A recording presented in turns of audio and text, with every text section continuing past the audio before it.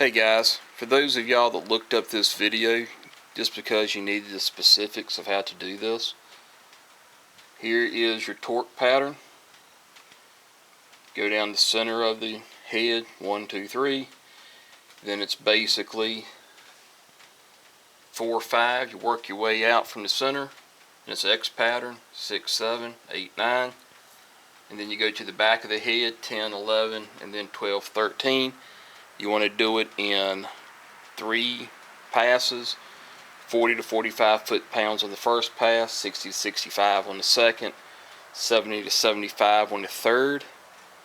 And then when you go back and you readjust your valves, there are 15 thou between the tappet and the top of the valve, or the rocker arm and the top of the valve, cold, and 13 thousandths hot. You really don't need to heat this motor up to adjust it. I have heated it up, got it warm, adjusted it while it was running to 13 thousandths, and when it cooled back off, it was right back at 15. And you gotta rig up a gas bottle and a fuel line and everything to keep it running. 15 thou cold is fine. It will run. It's not going to hurt anything. Hey guys, welcome back to the old mill shed. So about 6 months before I started this channel, I did an in-frame rebuild on Emmitt's engine. And part of that rebuild is after approximately 20-25 hours of operation, you need to go back in, you need to retorque the head bolts, and you need to readjust your valves. And you need to readjust the valves, I forgot what it is, I know it's over 25 hours, I think it's 50. We'll look that up later on. But anyway, they need to be redone. I'm right at 25 hours. I do not have an hour meter on this machine right now. We might be changing that. But I do know that 1 tank of fuel under, not heavy load, but under normal work, will last about 8 hours. And I have put 3 tanks of fuel through it, so I'm somewhere between 20 and 25. So we're going to pull them apart. Unfortunately, you got to pull the gas tank off of this thing to get down to the valve cover to pull it off. So let's get started on it.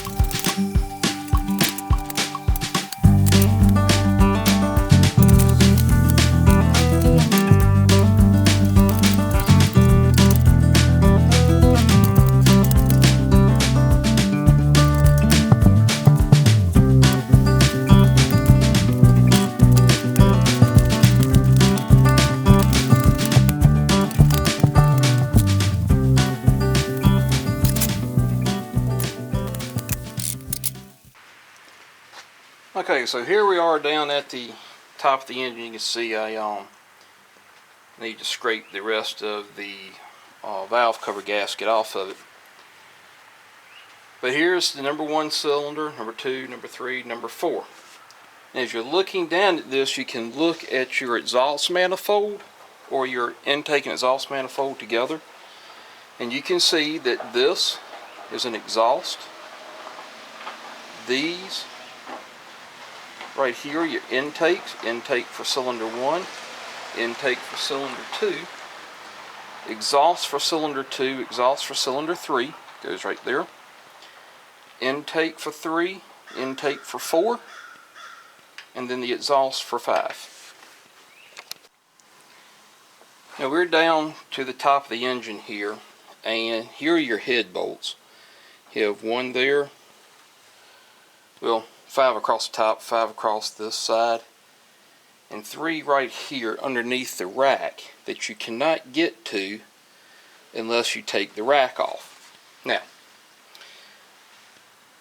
when you take the rack off here, you got these little caps that sit on top of your valve.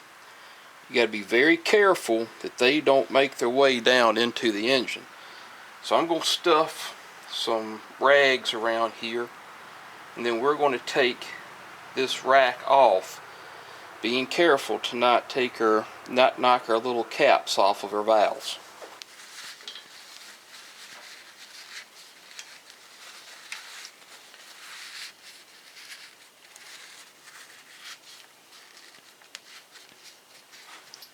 So your end bolts here are 5/8, and your center bolts here are 9/16.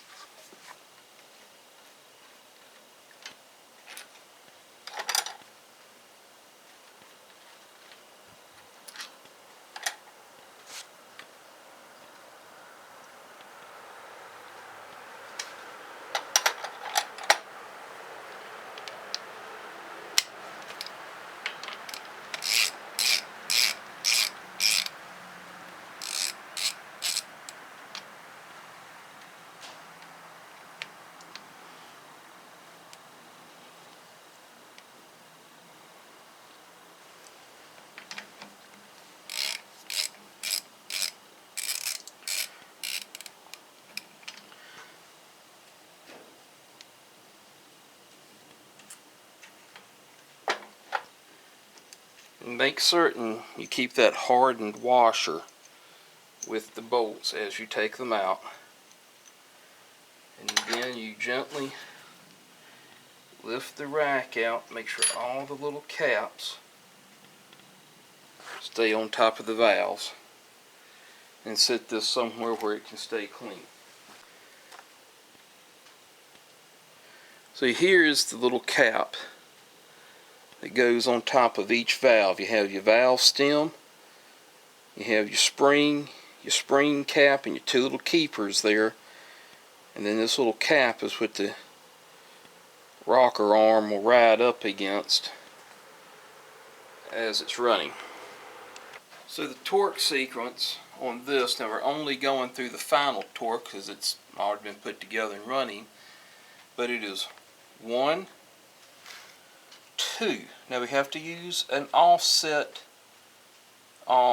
socket for over here, like a crow's foot. That's not really a crow's foot, but I'll show you here in a second. This is 3, 4, 5. Then it is 6. Then it's 7. Then 8, 9, 10, 11, 12, and 13. Now I've got the torque wrench set. Get down, Grayson. I got the torque wrench set to 73.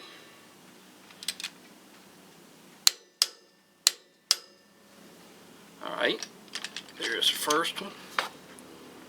Now what we're going to do, we're going to put the offset one on over there. When you're using an offset socket on this, don't put it in line. So here's your wrench. You don't want it to be in line with it because you're actually adding length. You want to turn it 90 degrees to the torque wrench itself. And that way you're not adding any length to the torque wrench. So we got to go to 73. And you got to be careful not to ratchet it, because then you could add length or subtract length off of it.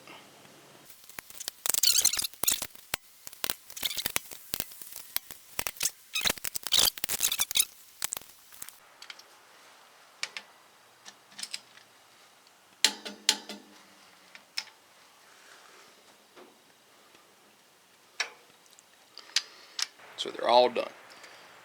Next we got to do is put the rack back on. Now the rack is held on right here. You see where we took it off, and you see there's a hole right here in the top of the head. And that's where the oil comes up to the head from the oil pump down in the bottom of the engine, and it goes up and down that rack and distributes oil to all the little bits and pieces and to the push rods and sitting down on the cam and everything up here. So you always want to make sure that when you put that rack back on, of course it won't go on but one way, but you want to make sure that hole lines up with the back block of the rack. And here is where that oil comes up in here and distributes up and down the rack. And you'll see it has the holes here as well, but the other holes are met with a solid piece of cast iron, and so no oil comes out of there. I'm going to put your push rods. Make sure they're all going to hit the little back of the rocker arm. You also want to make sure when you're doing this that you don't knock any of the push rods out of the lifters.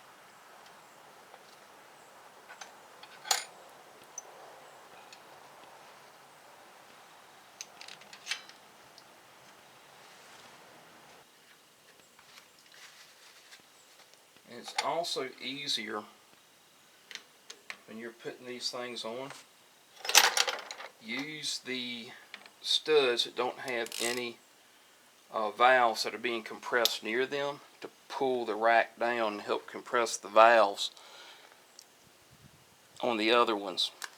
For instance, these valves are trying to hold the rack up, so you start tightening it down with this one. You'll see the valve starting to compress. That's the intake valve. I'm sorry, that's the exhaust valve on cylinder 2. We'll look at or review how to tell which valves are intake and exhaust valves here once we get to adjusting them.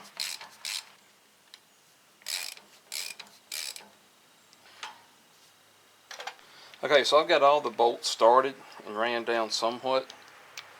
And what you want to do, you want to tighten the 2 center ones first.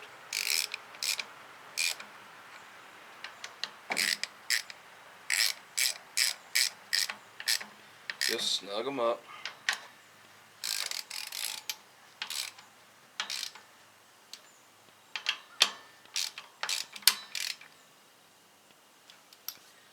Then you want to do the end ones, so you take everything from the center and just kind of press it flat. Same thing kind of what you did with the head. We started in the center and then worked our way out.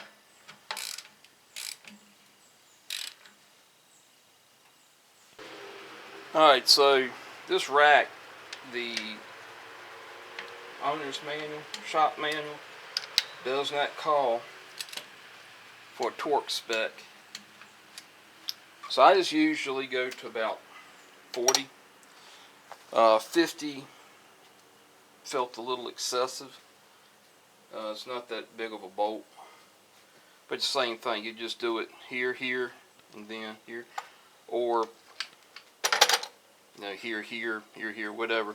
Just work from the center to out.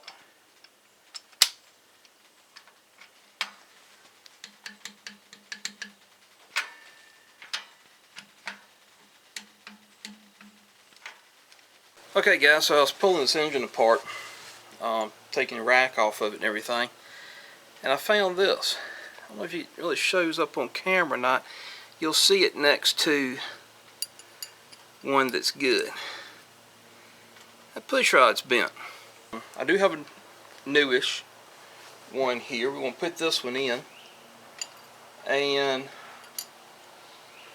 another thing it could have done is, when I was putting it together, I could have caught the edge of it with the rocker on when I was cranking everything down, which is highly possible. But everything seems to be sitting in the seats as it's supposed to. Now I'm going to squirt a little oil over in it, and we'll put the rack back together. And then we'll go through and we'll adjust all these valves up. Okay, so the next part is we're going to set our tappets here, and not our tappets, but our rocker arms. The valve lash where it comes up and it clears the valve. 15 thou cold. But to spin it over and not be building compression and everything, you need to pull the spark plugs out of it. And yes, I do know where each one of these go. There's a little trick I'll show you here in just a second. So once I have everything lined up and I've put an engine together, I always mark which plug wire goes to which cylinder. So it's 1, 3, 4, 2. And then we turn this thing around, you can watch this spin actually. But what I'm going to do, I'm going to pull these spark plugs out, and I'm going to turn this over to where number 1 is at top dead center on the compression stroke. The theory behind it is, I know you can do the whole +9 thing, so if you have number 1 and number 2, or the =9, sorry, the =9 theory, so if you have 1 and 2 at the top of compression stroke, number 1 + 8 = 9, so 1 and 8 you can adjust together, 2 and 7 you can adjust together, and then you can spin it around to where, see, the next one would be 3, so cylinder 3, so number 6 and 3 you could adjust together, and 5 and 4 you could adjust together. A lot of people have issues trying to keep that straight and everything, so normally what I do is I start out on cylinder 1, top dead center. I get both of them. I will turn the engine halfway over, which puts 3 at top dead center on the compression stroke. I'll adjust them. I will spin it halfway around again. I will do 4. And then I will spin it another halfway around, and I will do 2. Both ways work. I just have discovered that people who are just doing this for the first time, just learning how to do this, that method, even though it's a little more work, seems to do better for them. And just for reference, the plugs, see if it'll focus, look really good. Just a little bit of ash on it. No mechanical damage. No oil, no fluids, everything is dry. I'll just be cleaning these up. I'm making sure the gap is still 35. And we will put these plugs back in. Alright, so I've got the camera sitting on the front axle. And you can see back in this little hole, and this is just underneath the starter, just almost directly underneath the starter. You can see on the flywheel you've got some degree markings, and on the inboard side of that little hole is like a little groove. Now that's how you can tell the timing of the engine. What I'm going to do, I'm going to spin my hand crank here.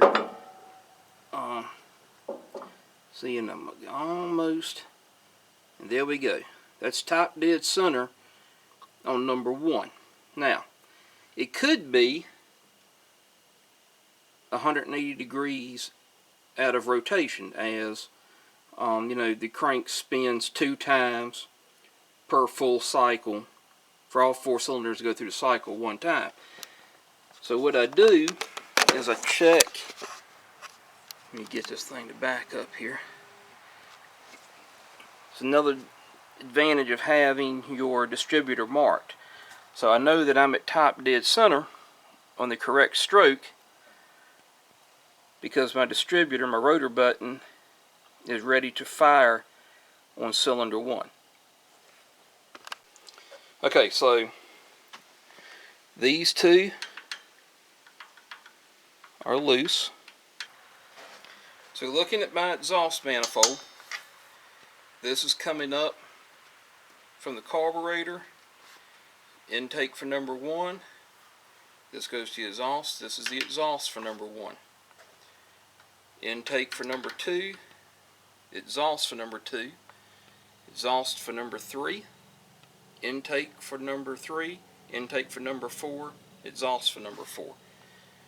So what we're going to do, we're taking a 7/16 wrench. Let's break your nut or jam nut loose.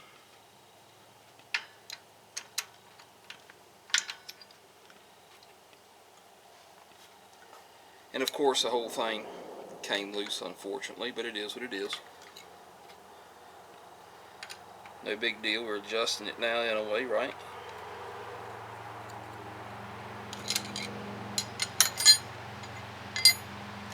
And I apologize for all the noise out on the road. So how I do this is I set it to where 15 will go, but 16 will not go.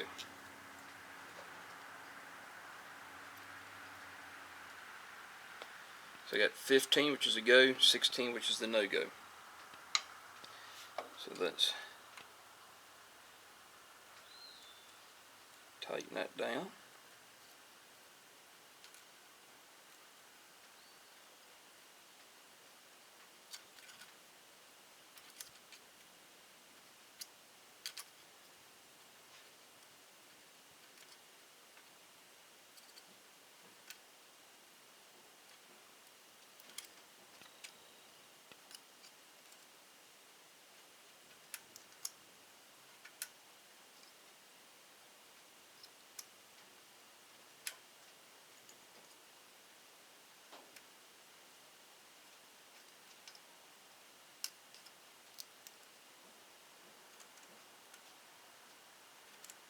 So 15 to go, it drags.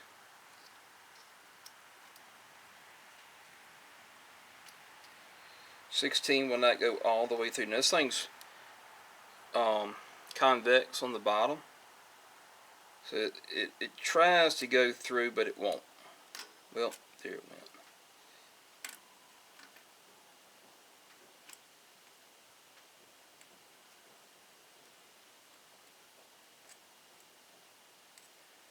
Alright, let's try that right there. Take your 1/2-inch wrench, you hold the screwdriver steady, and just snug up your jam nut. And make sure it didn't move. So 15 goes.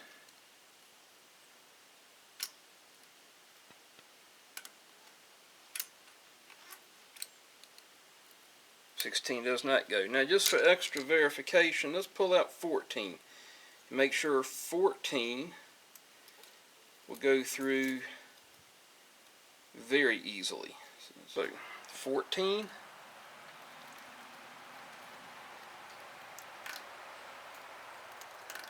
14 drags a little bit, so we got to back that off just a touch.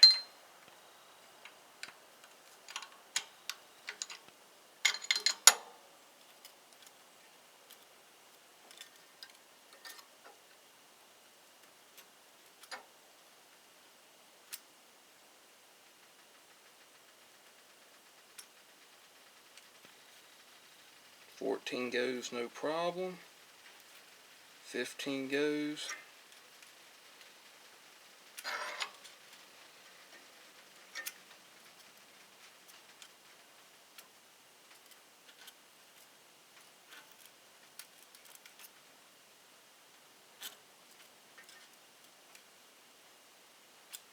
And there we go.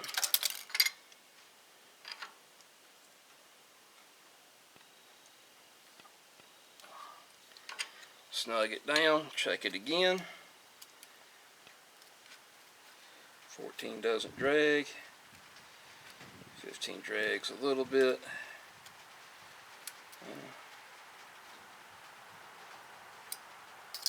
Every time I tighten it down, it looks like it just loosens it up ever so slightly. That.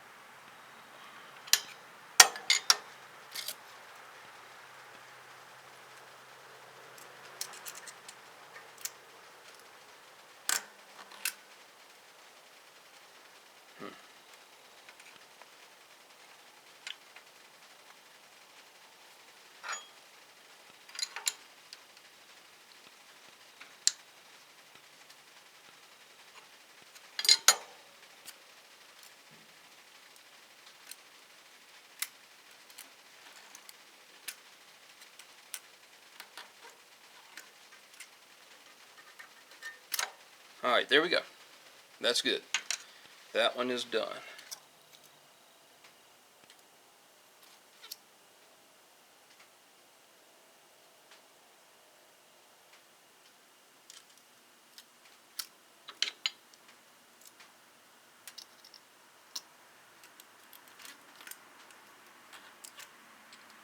Alright.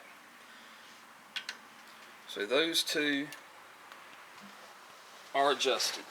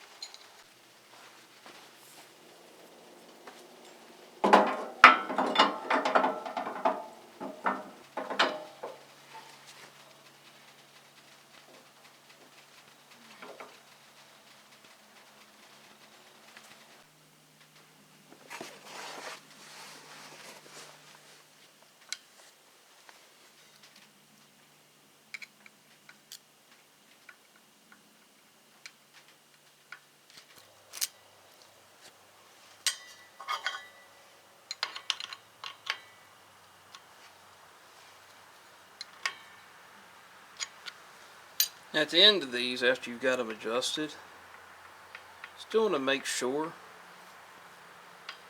that you can rock them back and forth just a little bit. That means that you're not accidentally holding that valve open just a tiny bit.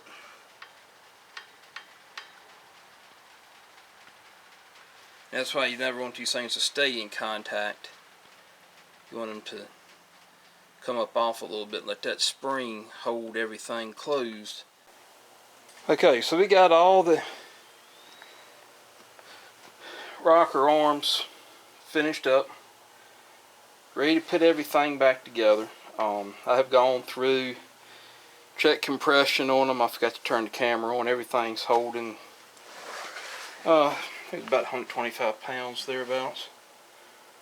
And I've rotated this engine over 5 or 6 times, gone back through, checked it. Now what I do have, got this residue right here from the old valve cover gasket. We're going to scrape it real quick. What we're going to do, take a paper towel, we're going to stick it down in there and keep everything from getting down in the bottom of the boat. Now we are going to do a oil change on this thing. That'll be in probably in the next video. We go over this, the basic maintenance of it.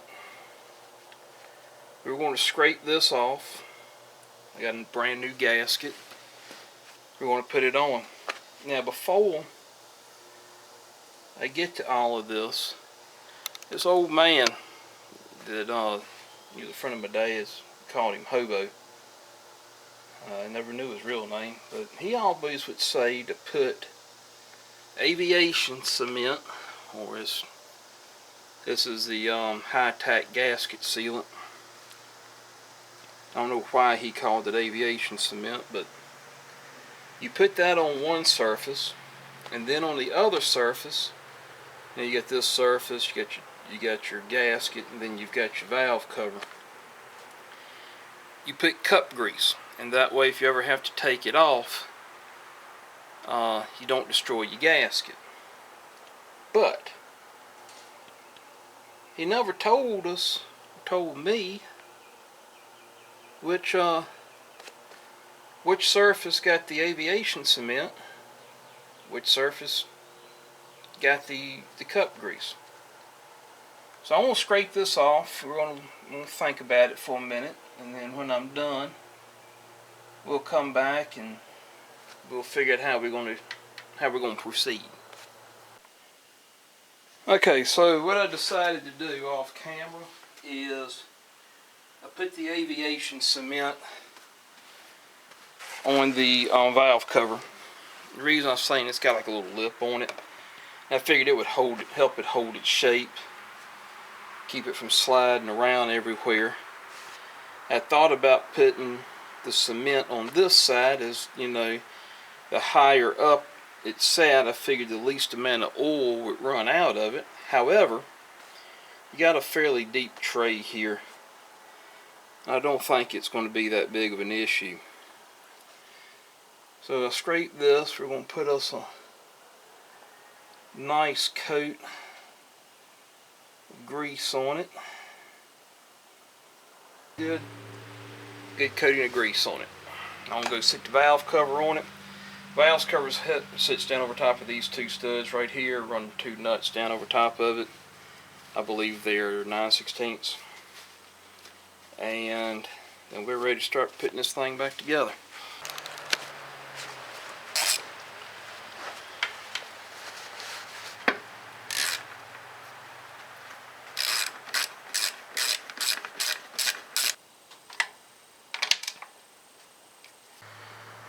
Well, okay guys, it's back together. Let's see if he'll start.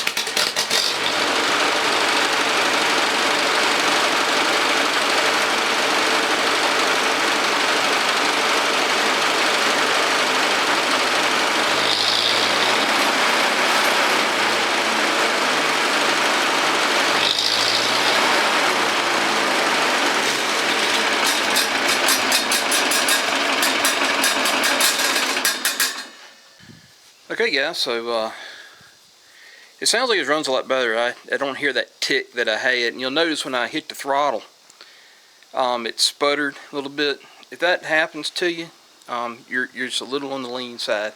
I gave it another 1/8 of a turn on the, I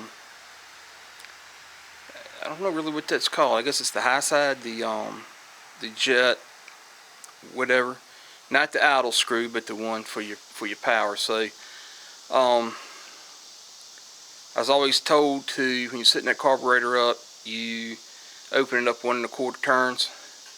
And I always just felt like it was just kind of, And when I pulled it back, it always looked like it was picking up, but not quite like it wanted to. Well, today you can see here it actually stumbled. So I gave about another 1/8 of a turn on the carburetor, and it looks like when I hit the throttle, it picked on up. So that probably solved that little issue too, but we won't cover that more when we go with the carburetor and vacuum tuning and everything.